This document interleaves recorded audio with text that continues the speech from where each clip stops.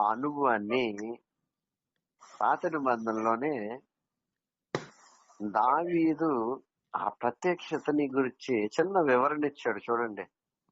మరి అందరూ ఇవ్వలేదు కానీ పాత నిబంధనలో ఉన్న ప్రత్యక్షత గురించి దావీదు ఇచ్చినట్టుగా మనకు కనబడుతుంది. తర్వాత పౌలు ఇచ్చినట్టుగా కనబడుతుంది. 110వ అధ్యాయం తీయండి. 110వ అధ్యాయం అంటే ఏం తిస్తారమ్మా? మత్తయి సువార్తలో తీయొచ్చంటారా? తీయగలమా? తీయండి. 110:4 వచనంలో మెల్కీసెదెకు క్రమము చొప్పున నీవు నిరంతరము యాజకుడివై యుందువని యెహోవా ప్రమాణము చేసి ఉన్నాడు. ఆయన మాట తప్పని వాడు. హల్లెలూయా. ఇక్కడ అబ్రహాము అనుభవము, అబ్రహాముకి జరిగిన సంఘటన గురించి దావీదు మాట్లాడుతున్నాడు 110:4. ఆయన మాట తప్పని వాడు, నీవు నిరంతరము యాజకుడివై యుందువని యెహోవా ప్రమాణము చేసి ఉన్నాడు. హల్లెలూయా. ప్రధాన యాజకుడు నువ్వు, ఆయన ప్రధాన యాజకుడు అయితే నువ్వేటండి నిరంతరమైన ప్రధాన యాజకుడకు రిప్రజెంటేటివ్ గా నీవు కూడా ఈ భూలోకంలో ఏమై ఉన్నావు? యాజక ధర్మాన్ని చేస్తున్నావు. దేవునికి స్తోత్రం కలుగును గాక. If you know this revolution every day you will enjoy the taste of this revolution. ఇది నీకు అర్థమైతే అనుదినము ఈ ఆనందాన్ని రుచులను అనుభవిస్తావు. ప్రతిరోజు ఏం చేస్తావు తెలుసా? The great honour to a priest. యాజకుడికి ఉన్నతమైన ఏముంటది గౌరవం ఉంటది. చూసారా, పోప్ ఉంటాడు, ద హై ప్రీస్ట్. రోమ్ లో ఉంటాడు పోప్. ఆ రోమ్ లో ఆ ప్రాంతంలో ఉన్న ప్లేస్ లో ఎవడు వెళ్ళడానికి లేదు, ఎవడు ఉండడు. ఆ ఊరోళ్ళే ఉంటారు. ఏ యాత్రికుడు అందులోకి ఎంటర్ అవడానికి లేదు. ఆ ప్రత్యేకమైన ప్లేస్ పోప్ ఉంటాడు, అంతా ఉంటారు. అలాగా ప్రపంచంలో అత్యున్నతమైన స్థానంలో అతను ఉన్నట్టుగా కనబడుతుంటాడు. ఎంత గౌరవం, ఎంత ఆనరో. ఆ దేశ ప్రధాని కూడా ఆయన ముందు నిలబడి ఉంటాడు. అదే స్తోత్రం చెప్పండి. యాజకుడికి ఉండే ఒక ఆధిక్యత, ఆ ప్రధాన యాజకుడు ఆయన రక్తంలో కడగబడి ఆయన పోలికలో ఉన్న మనకి అదే యాజకత్వపు ఉద్యోగాన్ని ఇచ్చాడు. దేవునికి స్తోత్రం కలుగును గాక. అందుకే ఏమన్నాడు? రాజులైన భక్తుడు ఏమన్నాడండి? అపోస్తలుడు ఏమన్నాడు? రాజులైన చెప్పండి, రాజులైన యాజక. నువ్వు యాజకుడు అని తెలిసిన తర్వాత, ఈ రుచి నీకు తెలిసిన తర్వాత ఆర్డినరీగా ఎలాగుంటావు? ప్రతిరోజు నైవేద్యం అర్పించకుండా. యాజకుడి పని ఏంటండి? యాజకుడి పని ఏంటి? అర్పిస్తున్నా. మార్నింగ్ అనేక మంది వస్తారు. ఊహించుకోవాలి. ఇప్పుడు మీరు అది గమనించుకోవాలి. అనేక మంది అతని దగ్గరికి వచ్చి ఏం చెప్తారు? పాపాలు ప్రక్షాళన చేయడానికి గొర్రె పిల్లల్ని, మేక పిల్లల్ని, గోంబల్ని, పిట్టల్ని అన్నిటిని పట్టుకొచ్చి లైన్ లో నిలబడి యాజకుడికి ఇచ్చి, యాజకుడు దాన్ని వధించి ఏం చేస్తాడు? దహన బలి చేసి వాళ్ళ పాప ప్రక్షాళన చేయడానికి, పాపాలని పరిహరించటానికి ఏం చేస్తాడు? కార్యాలు, యాజక ధర్మాన్ని చేస్తాడు, యాజకత్వాన్ని చేస్తాడు. పావకాలను ఏం చేసేవారు? యుద్ధానికి వెళ్లే ముందు రాజు దేశానికి రాజు అయినా ఏం చేసేవాడు చెప్పాలా? యాజకుడి ముందు నిలబడాల. Hallelujah. That is the position of a priest. ఇది నీకు అర్థమైతే, అది నీవని తెలిస్తే నీ లైఫ్ స్టైల్ అది అర్థమైతే, ఆ రుచి నీకు తెలిస్తే ప్రతిరోజు ఉదయం ఏం చేస్తావు? యాజకత్వం చేయటం మొదలు పెడతావు. అనేక మంది అంశాలు పట్టుకొని నీ ప్రార్థన బలిపీఠం ముందు పోరాడుతూనే ఉంటావు. మార్నింగ్ పోరాటమే, సాయంత్రం నైవేద్యం ఉంటది. స్తుతులతో స్టార్ట్ చేస్తావు. అందరి గురించి నువ్వేం చేయటం మొదలు పెడతావు? ఆల్రెడీ మీరు పోరాడుతున్నారు అనుకోండి, దేవుని స్తోత్రం కలుగును గాక. ఆ రుచే వేరబ్బా, ఏమంటారు? దాని రుచే వేరండి. ఇది పొందుకున్నవాడికే తెలుస్తుంది. దేవునికి స్తోత్రం కలుగును గాక. వాక్యం ఏముందో తెలుసా? వాళ్ళ పేర్లు ఉంటాయంట, పొందుకున్న వాడికే తెలుస్తాయట. అలసట మీద పేర్లు ఉంటాయి, అది పొందుకున్న వాడికే తెలుస్తుంది అట. దేవునికి స్తోత్రం చెప్పండి. న్యూ టేస్ట్, నూతన రుచి. హల్లెలూయా చెప్పాలి. అర్థం అవుతుందని నేను చెప్పేది అర్థం అవ్వట్లేదా? నువ్వెవరండి? నువ్వెవరవి? అబ్రహాముకి ప్రధాన యాజకుడుగా ఉండి రొట్టె ద్రాక్షారసము తీసుకెళ్లిన ఒక ఆశీర్వదించటంట. నీ ద్వారా కూడా సేమ్ థింగ్ జరగబోతుంది. దేవుని స్తోత్రం కలుగును. అనేక మందికి నువ్వు ఎలాగుంటావు? ఇప్పుడు ఆశీర్వాదకరంగా ఉంటావు. దేవుని ప్రతినిధిగా ఉండి నీకు ఒకటి చెప్తున్నాను, జ్ఞాపకం చేసుకోండి. If you are in ministry, if you are called by the almighty, నువ్వు పరిచర్యలో ఉంటే, దేవుని పిలుపు అందుకుని పరిచర్యలో ఉంటే నీకు ఫలం కనబడుతుంది. ఆర్థికమైన ఫలం కనబడుతుంది, ఆత్మీయమైన ఫలం కనబడుతుంది. రెండు కనబడతాయి. అబ్రహాము మెల్కీసెదెకు 10వ వంతు ఇచ్చినట్టుగా, ప్రతిఫలం ఇచ్చినట్టుగా నీకు కూడా ఏమపడతా ఉంటది? కానుక ఇవ్వడం స్టార్ట్ అయింది నీకంటే అర్థం ఏంటంటే, it is a confirmation that you are called by the almighty, the most high God.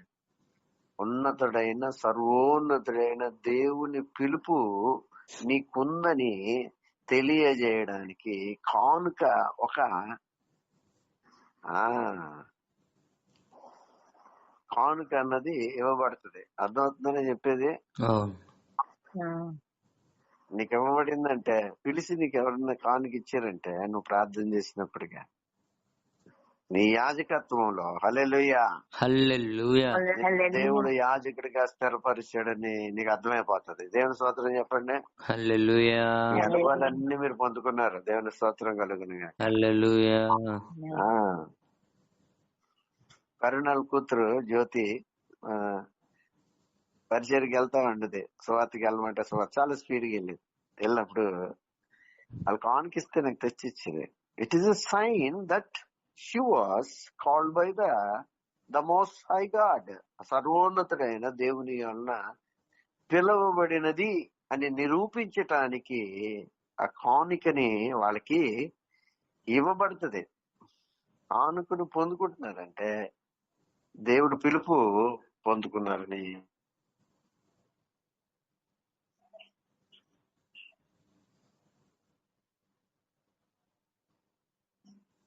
చెప్పండి. జ్యోతికి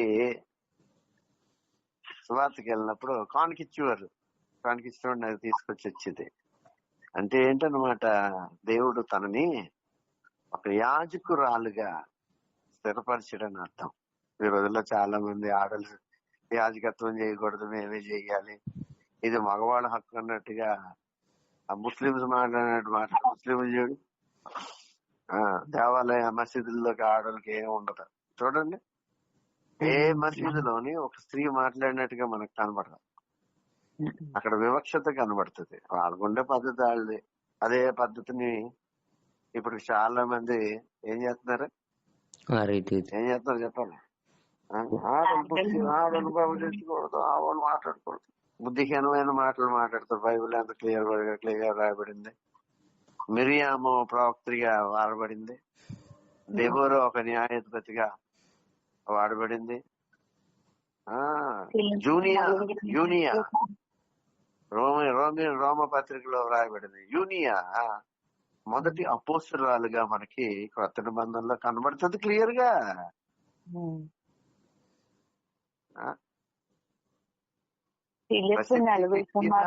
ప్రసిద్ధికెక్కిన అపోస్తలురాలు అని ఎంత క్లియర్ గా వ్రాయబడితే, అపోస్తలురాలు అంటే అర్థం ఏంటి? అపోస్తలు అంటే అర్థం ఏంటి?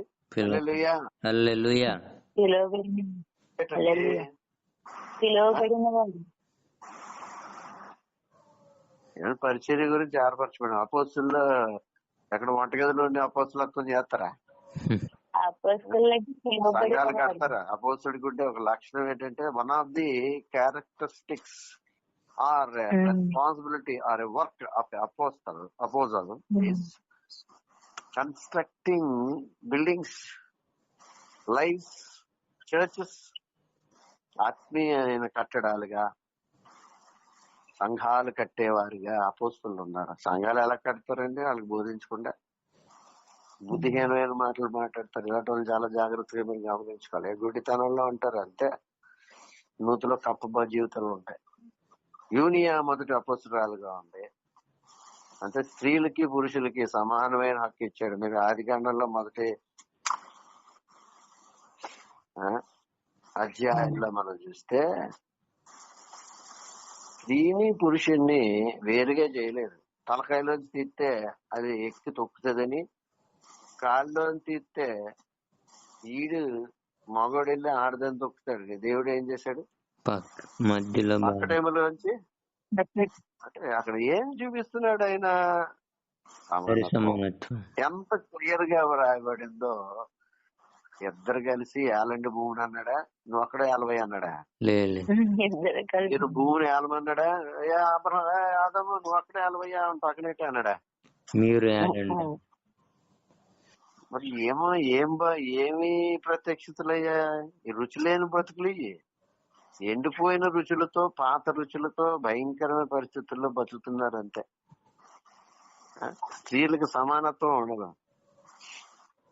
వాళ్ళు మాట్లాడుకోకూడదు, అలా చేయకూడదు, ఇలా చేయకూడదు. ఇలాగ అన్నవాళ్ళని చాలా దూరం భయంకర దురాత్మలతో పీడింపబడుతున్నారు. ఇలా అర్థమవుతుందా మీకు? వీళ్ళ బతుకులు ఎదుగు బతుకు ఉండవు అంతే. అలా నడిచిపోద్ది అంతే. బండి లోటు లేకుండా నడిపించేస్తారు శాతం నిలటోళ్ళని. చూసుకోండి. మళ్ళీ లోటు వచ్చిందనుకో, మళ్ళీ ఆడికి అనుమానం వస్తుందని లోటు లేకుండా ఏం చేస్తాడు? ఆ సంఘాలు నడిపించేస్తాడు. ఇద్దరు కలిసి ఆలమంటే అర్థం ఏంటి? యూనియా ఉంది, మీకు చూపించాను నేను పత్రికలో. ఆమె ప్రసిద్ధికి ఎక్కిన అపోస్తలురాలని రాయబడింది. పౌలు కన్నా ముందు ఉందని రాయబడింది. పౌలు బంధువురాలని రాయబడింది. హల్లెలూయా, హల్లెలూయా. అర్థమవుతుందా? కాబట్టి స్త్రీలకి మీకు కూడా ఏముంది? యాజకత్వం ఉంది. యాజకత్వం చేయాలి, అందరూ చేయాలి. ఇది not for men, for every one. ఇది పురుషులకు మాత్రమే కాదు పరిచర్య, ఇది అందరిది. దేనికి స్తోత్రం కలుగునగా. సో నువ్వు యాజకుడు అని తెలిసిన తర్వాత, నువ్వు ప్రీస్ట్ అని తెలిసిన తర్వాత, నువ్వు డాక్టర్ అని తెలిసిన తర్వాత, డాక్టర్ కోర్సు చేసిన తర్వాత నీకేం తెలుస్తుందిరా? నీకేం తెలుస్తుంది? డాక్టర్ కోర్సు చేసిన తర్వాత నీకు వాళ్ళకి ఏం తెలుస్తుంది? నేను డాక్టర్ తెలుస్తుంది స్టార్టింగ్ లోనే తెలిసిపోద్ది. పట్టా పుచ్చుకున్న తర్వాత, డిగ్రీ తీసుకున్న తర్వాత ఎంత ఆనందం, ఎంత సంతోషం, ఎంత గౌరవం ప్రపంచం, సమాజంలో. అవునా కదా? జీవితాలను కాపాడుతుంటాడు. అలాగే యాజకుడు ఏం చేస్తాడో జీవితాలను కాడతాడు. దేవునికి స్తోత్రం కలుగునగా. మానవుల యొక్క కట్లను, బంధకాలని, వాళ్ళ యొక్క స్థితిగతులను దేవుని దగ్గరికి తీసుకెళ్లి మధ్యవర్తిగా వీళ్ళ తరపున బలిపీఠం మీద ఆ దహన బలి అర్పించి పాప ప్రక్షాళన వాళ్ళ తరపున చేయించి వాళ్ళకి విడుదలిచ్చి ఆశీర్వాదకరంగా వాళ్ళని చేస్తారు. అది యాజకుడి పని. దేవుని స్తోత్రం చెప్పండి. ఇది నీకు అర్థమైతే ఈ రోజు నుంచి నీ ప్రార్థన మారిపోతుంది. హల్లెలూయా. ప్రార్థన బంధంలో యాజకులు ఎలాగైతే చేసేవారు అలా చేస్తారు. యాజకుడు మొదట ఎక్కడ ఉంటాడండి? పరిశుద్ధ స్థలంలో ఉంటాడు.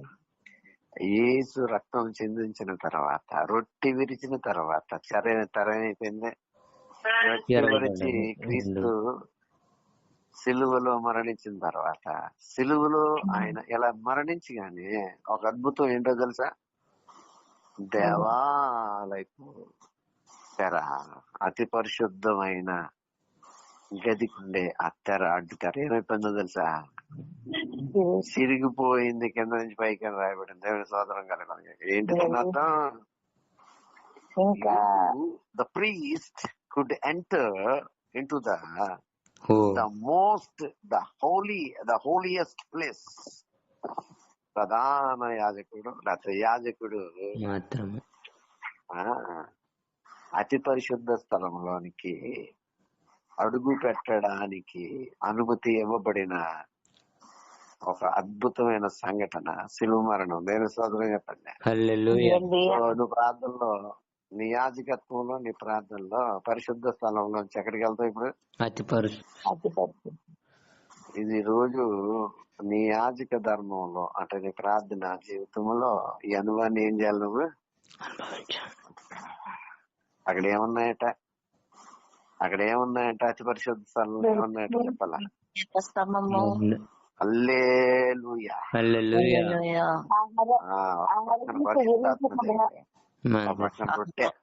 రొట్టె ఆత్మీయ రొట్టె ఏసై కనబడతా ఉంటాడు.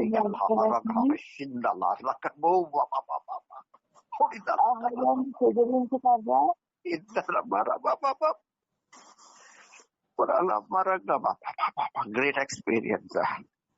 అద్భుతమైన అనుభవం ఇది. 7 దీపాల స్తంభాల మీద బుద్ధి గల జ్ఞానం గల 7 ఆత్మలో బుద్ధి గల ఆత్మ, జ్ఞానం గల ఆత్మ, జ్ఞానం, ఆలోచన ఆత్మ, శక్తి గల ఆత్మ, పరిశుద్ధ ఆత్మ, భయభక్తి. 7 ఆత్మల దీప 7 ఆత్మలు ఆ దీప స్తంభం మనకు కనబడతా ఉంటుంది. Holy Spirit, the powerful God పక్కన కనబడుతుంది. సన్నిధి రొట్టెలు కనబడతాయి. పరిశుద్ధ దేవుడు యేసయ్య, జీవాహారమైన యేసయ్య కనబడతా ఉంటాడు. You have to enter in to the every day. ఎప్పుడైతే నువ్వు బలిపీఠం దగ్గర ఉన్నావో, బలిపీఠం దగ్గర నీకు ఏ అనుభవం ఉండాలా? అతి పరిశుద్ధ స్థలంలోకి వెళ్ళే ఒక అనుభవం ఉండాలి. The great experience. It is a new taste. Hallelujah. ఓ అనుభవంలోకి వెళ్ళిన తర్వాత అతి పరిశుద్ధ స్థలంలో రొట్టె, ద్రాక్షారసం, ఆ రొట్టె దీపస్తంభము, పరిశుద్ధాత్మ దేవుడు యేసయ్య. ఓ హల్లెలూయా.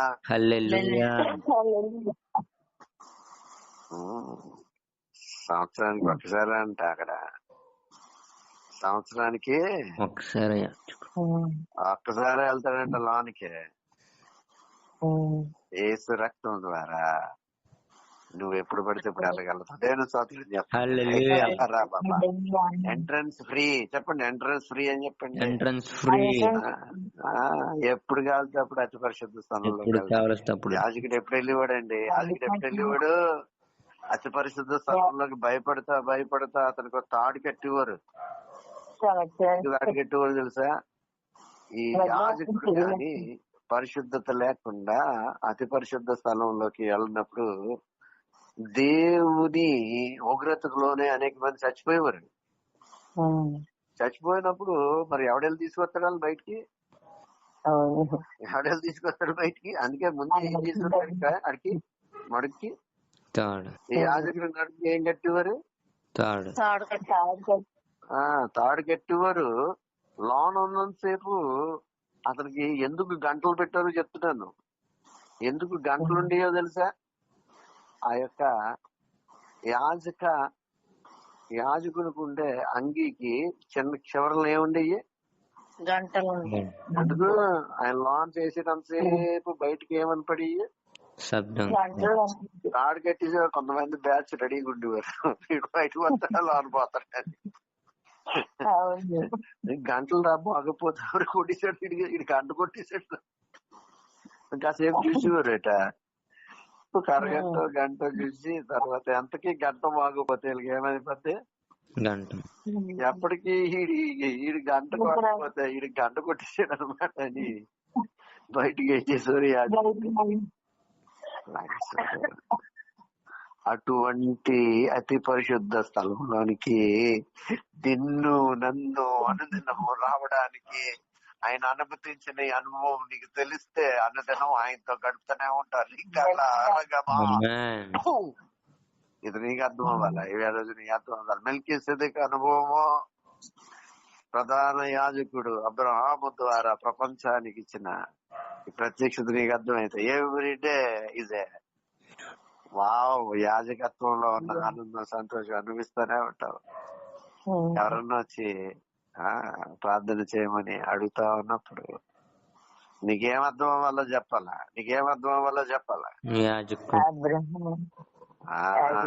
దహన బలి చేయడానికి నీ దగ్గరికి ఏమొచ్చింది?